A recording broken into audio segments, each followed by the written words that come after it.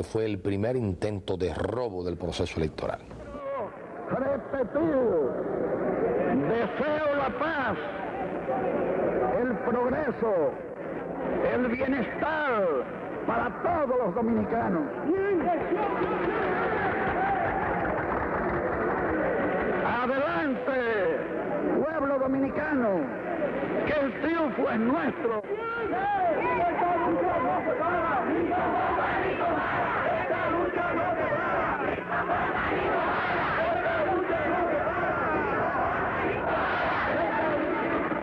Les aseguro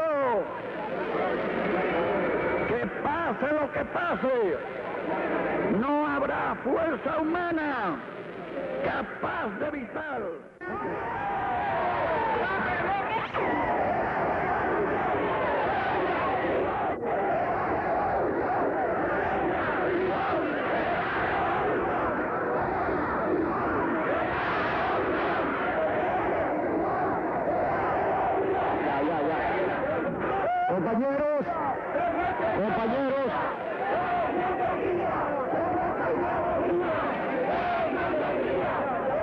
Compañeros, compañeros y compañeras de Nagua, compañeros y compañeras de toda la región noroestana, aquí el Partido Revolucionario Dominicano,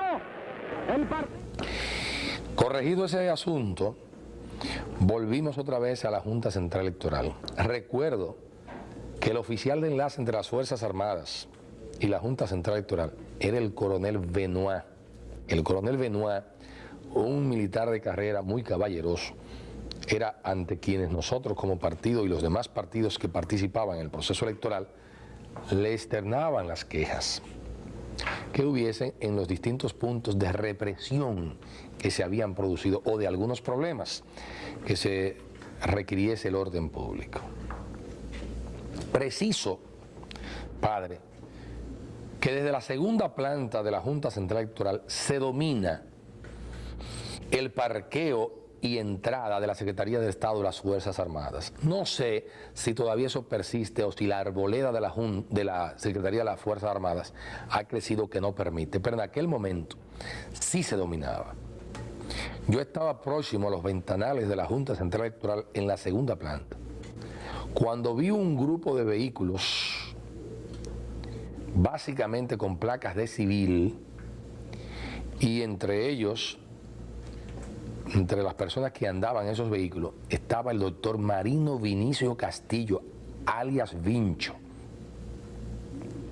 Este personaje de la historia oscura dominicana se desmontó y entró a la Junta Central Electoral como a eso de las 4 de la tarde. Hago memoria porque no fue que me lo contaron, fue que yo lo vi, padre, eso. Lo presencié. Y cuando vi ese personaje digo, algo se va a producir. Y nada más hubo que esperar que el tiempo discurriera, el proceso electoral avanzara. Y efectivamente, este personaje que había sido designado anteriormente en el gobierno del doctor Balaguer como miembro de la captación de leyes de tierras de la Comisión Agraria, y que había estado junto con el general Bochán Javier, y que había sido una especie de asociado o de promotor del general Bochán Javier, mientras él planteaba que la tierra tenía que ser distribuida, al mismo tiempo hacía gestiones para que el general Bochán Javier adquiriera tierras, como lo adquirió en el Aguacate de Cotuí, en Nagua y en muchísimos lugares. En el caso de Agropampa y otros se pueden tocar en otro momento, padre. Pero bien, ya cuando empezó el cómputo, que en las primeras informaciones lucía obviamente la proyección de la derrota del Partido Reformista, este personaje que había entrado desde las 4 de la tarde no salió de la Junta Central Electoral.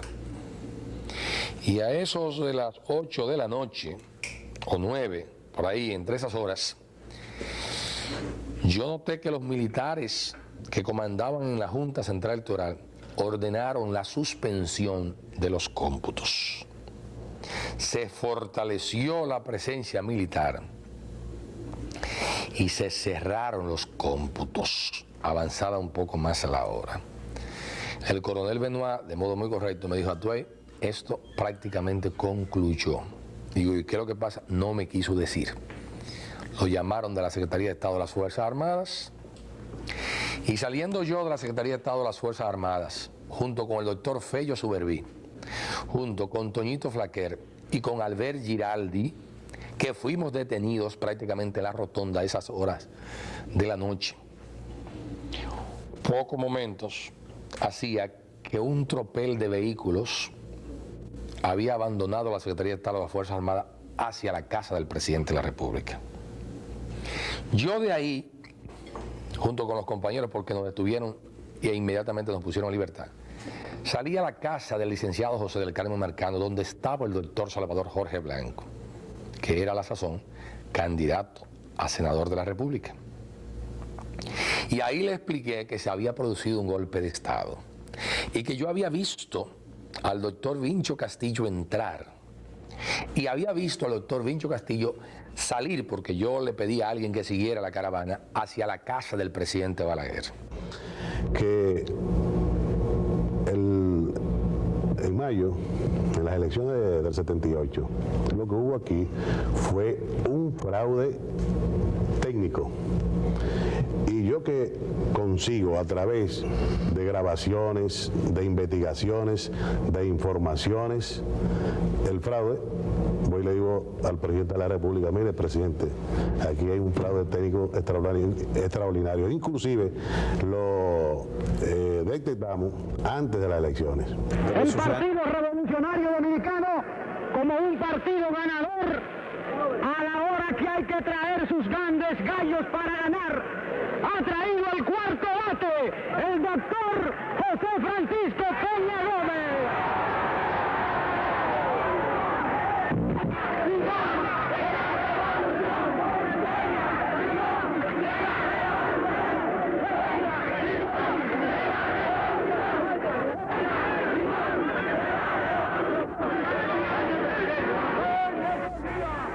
Que fue en los momentos en que este grupo de militar, asociado con algunos civiles, le plantearon al presidente Balaguer el desconocimiento de la voluntad popular. Y el eje mentor de eso fue Vincho Castillo, que es un hombre muy obsesionado, muy fanático, y que no quería bajo ningún concepto que ganara don Antonio Guzmán en la presidencia de la República. Recuerdo que desde la casa de Marcano se llamó a Jacobo Magluta, quien al parecer estaba descansando. Tomó el teléfono Stormy Reynoso. Les informamos de la situación y don Antonio Guzmán tomó medidas preventivas. Usted en tal época que iba a suceder esto. Bueno, y todo el mundo decía que yo iba a dar un golpe de Estado. Eso no fue verdad. No me pasó por la mente jamás dar un golpe de Estado. Yo soy un hombre que bien claro y me gusta decir las cosas como son. Sí, habían muchos sectores militares que no querían que se entregara el poder. Entonces, el doctor Balaguer me llama a mí y me dice: secretario, usted es el único responsable de que se le entregue el gobierno al PRD. A la Junta Electoral del Distrito, en el Palacio del Congreso Nacional, me encontré el siguiente escenario. Mi amigo, el doctor Octavio Amiama Castro, Tabito, que fue profesor y luego fue colega también de profesor, porque yo llegué a dar la materia que él también impartía en otra sección, en la UAS, en la Facultad de Humanidades. Era el presidente de la Junta Central Electoral del Distrito. Y cuando estábamos ahí llegó entonces las Fuerzas Armadas también, cercaron y controlaron. Las Fuerzas Armadas le quisieron quitar a Octavio Amiama Castro las actas de los resultados electorales y este se negó. Y algo que es inédito y que el país deberá de estar siempre agradecido es que Octavio Amiama Castro se llevó en su baúl del carro esas actas de los resultados del Distrito Nacional y lo llevó a la habitación del ex secretario general de la OEA, Galo Plaza, que dicho sea de paso, estaba hospedado en el Hotel Antiguo Hispaniola o Antiguo Paz y hoy Santo Domingo Norte. En esa habitación de Galo Plaza, me cuenta a mí Octavio Mema Castro, se preservaron las actas que cuando en los intentos de desconocer la voluntad popular se dijo que no aparecían, Galo Plaza, en las visitas que hizo con la presión internacional que él hizo, sumada a la producida por Carlos Andrés Pérez, que llamó al presidente Balaguer, a la producida por Omar Torrijos y al presidente Carter, Jimmy Carter, fue la que permitió que se produjera el desestimiento prácticamente de aquellos civiles que asusaron, como el Vincho Castillo, a militares como Bochán Javier y otros para desconocer de la voluntad popular. Que eso es para hombre, como decimos nosotros. Por ejemplo, el presidente actual, yo lo considero, el licenciado Ferdinand Tavares, que es un hombre que está preparado mental y físicamente para asumir esa responsabilidad. Por ejemplo, el presidente de la Junta, en el momento, no debió de haberse desaparecido, porque no lo íbamos a matar, ni lo andaban buscando para matarlo, sino para decirle, mire, esto, si nosotros si no se paran las votaciones, yo mandé a apagar la Junta Central Electoral, para que no hubiera un desbordamiento social, porque aquí se iba a pelear, y no queríamos derramamiento de sangre. Tuviera yo eso encima, en mi reglo. Hubo una matanza por Bochán no asumir las responsabilidades del momento. El presidente de la Junta está huyendo y dejó hacer el organismo. Si él se sienta y dice, mire general, usted está bajo mi jurisdicción, como está la Fuerza Armada que se pone bajo la jurisdicción del presidente de la Junta, yo le hubiera cumplido todas las órdenes que da el presidente de la Junta. Balaguer, mientras tanto, permanecía sin hacer pronunciamientos. Y es también cuando el embajador Robert Yost, que si mal no recuerdo todavía ni siquiera había presentado cartas credenciales, llegó a la marquesina del doctor Balaguer y permaneció ahí cerca de 10 horas hasta que finalmente lo recibió el presidente Balaguer, y una demostración de presencia norteamericana y de que se exigiera el respeto de la voluntad popular. Pero bien, para producirse ese hecho que luego el doctor Balaguer rechazó a las actitudes golpistas de estos militares y de este civil que ya había tenido algunas experiencias con su pariente Rodríguez Echavarría, porque él es también pariente de Rodríguez Echavarría, a raíz de la salida del doctor Balaguer en el año de 1961 y el Consejo de Estado, cuando él quería dirigir al general Rodríguez Echavarría. Y luego, con el delirio de persecución que le dio, que estuvo escondido durante más de 6 meses, sobre la base de que los miembros del Consejo de Estado lo estaban persiguiendo, cosa que no era cierta. Y habida cuenta de su presencia en Juan Dolio y en otros lugares más, en actitudes o actividades conspirativas, en el proceso del triunvirato. Yo quiero recordar que cuando el presidente Balaguer le dijo al presidente Carlos Andrés Pérez y al país y al mundo que él reconocía la victoria electoral de don Antonio Guzmán, entonces se puso en práctica el segundo plan artero, taimado, preparado por Marino Vinicio Castillo, alias Vincho, que consistió, padre, en lo siguiente, y es bueno que el país lo sepa. Él primero articuló un proyecto de ley que no lo preparó el ex general Bolívar Soto Montaz, que quiero hacer esa aclaración pública.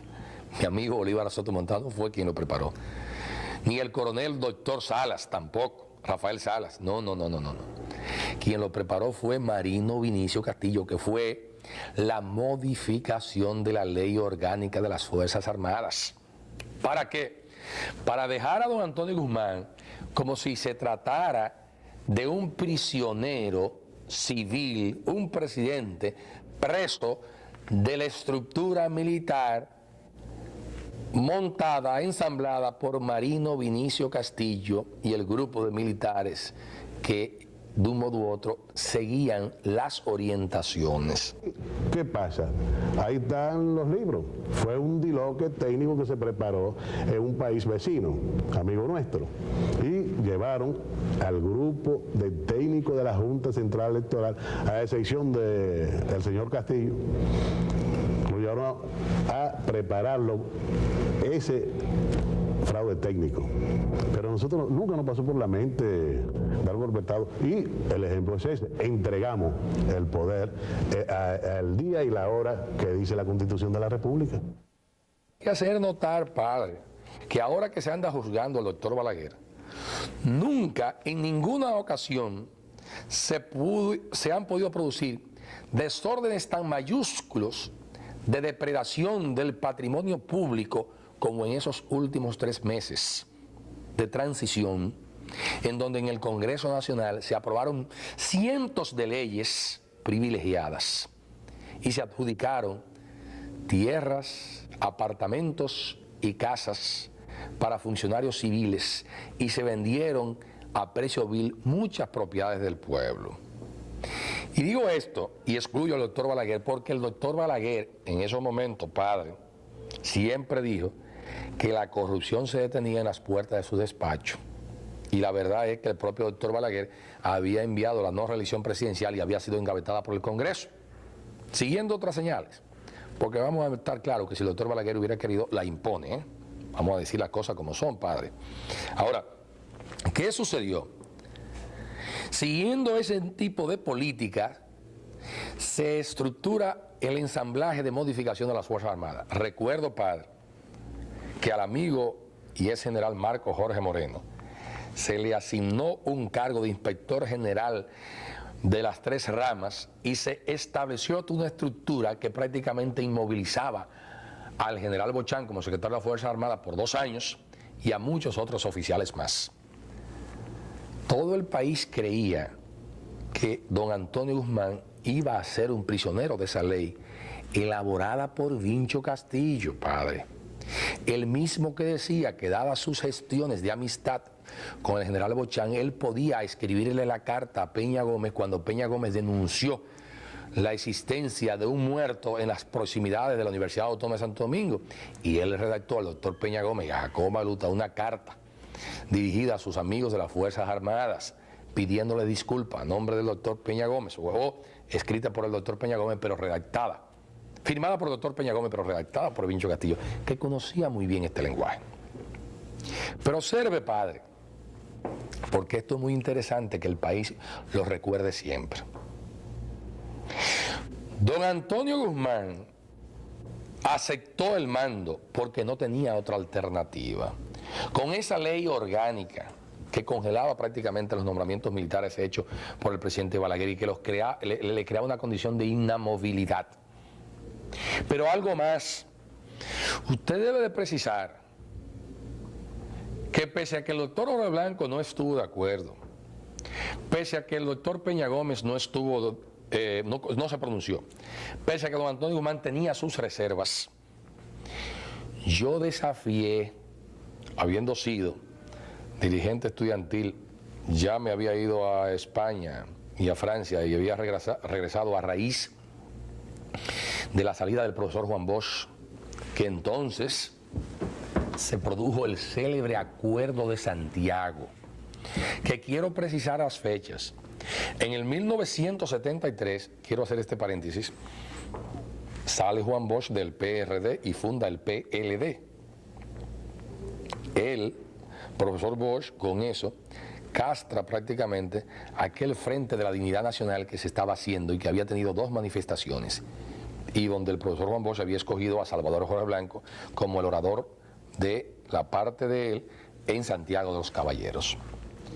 Entonces nosotros, y básicamente yo, que había cultivado una relación de amistad con el general Elías Wessing en España, a raíz del desembarco del coronel Camaño y ante las persecuciones y allanamiento y rotura de la casa que se le hizo al profesor Juan Bosch por parte de las Fuerzas Armadas capitaneada por el doctor Balaguer y la persecución del doctor José Francisco Peña Gómez, junto a Gerardo Tavera, profesor de la universidad, yo visité a Elías Wessing exilado en España y le pedí solidaridad y establecí una comunicación permanente fluida con Wessing, que después, hasta cierto grado, me permitió servirle a él cuando él quiso trasladarse a Costa Rica.